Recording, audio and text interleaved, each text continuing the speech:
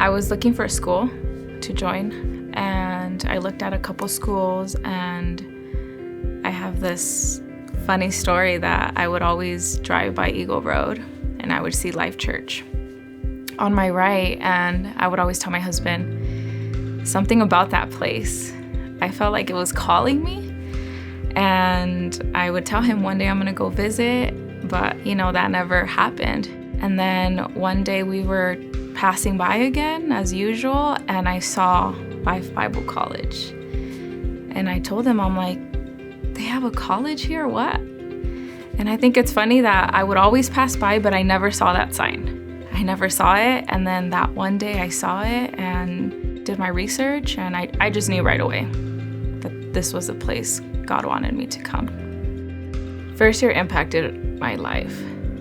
I think growing up in a Christian home, you think you know everything, and you don't really consider the foundation of Christianity, Jesus, the gospel. You have an idea, you think you know it, and you're just like, okay, teach me, like the bigger, greater stuff. So first year is all about pretty much that foundation, but in a deeper level. So I walked in, and I think the first class we took was Redemptive Realities, and I was just like, okay, I know this, but the way Pastor Wade transmitted, that passion, it opened my mind, and I realized that I didn't really know Jesus how he wanted me to know him. So I'm from Nampa.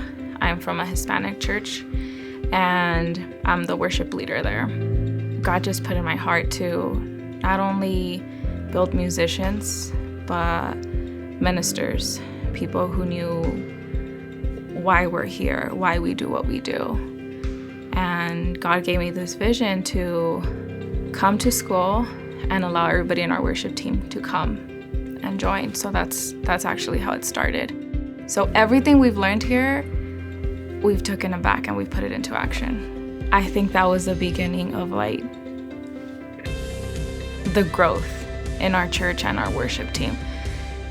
I came in just thinking about the worship team, but God had other plans, because now it's not only about the worship team, it was about equipping our pastors, our teachers, and then from there it's transmitted to the congregation. We've had baptisms of the Holy Spirit in our church, healings in our church, and that was something that we would just hear, but we never thought we would actually experience or see. Coming to LBC, God really showed me where he wants me. And it's not necessarily to stay as a worship leader for the rest of my life like I thought I was. As much as I wanted to focus and just saying, no, this is where he wants me, he's like, that's not where I want you. I was being stubborn at times, because I was comfortable there. I'm comfortable there. But coming here and realizing that he's gifted me and that he wants to use me and that he uses me, it built confidence in me to say, okay, whenever you tell me it's time to move on, I'm ready for that. And I think all my life he's prepared me for that. But once I came here, it was really clear of no, this is where I want you. This is where I want you to go. And all the pieces are kind of coming together slowly, and I'm able to see the big picture. I'm not the same person I was 2 years ago. I think it was after our first classes for first year, I would go home and talk to my sister and share these things. And I remember she told me, and it had only been 3 months. And I remember she told me, I want what you want. She's like, you're not the same. And I knew right there that God was already doing something in my life.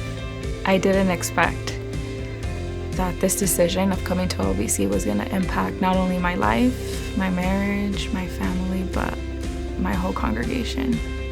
I came in just thinking about myself, of what do you want from me? where do you want to take me? And then I came out of LBC with God showing me it wasn't about you. It was about everybody.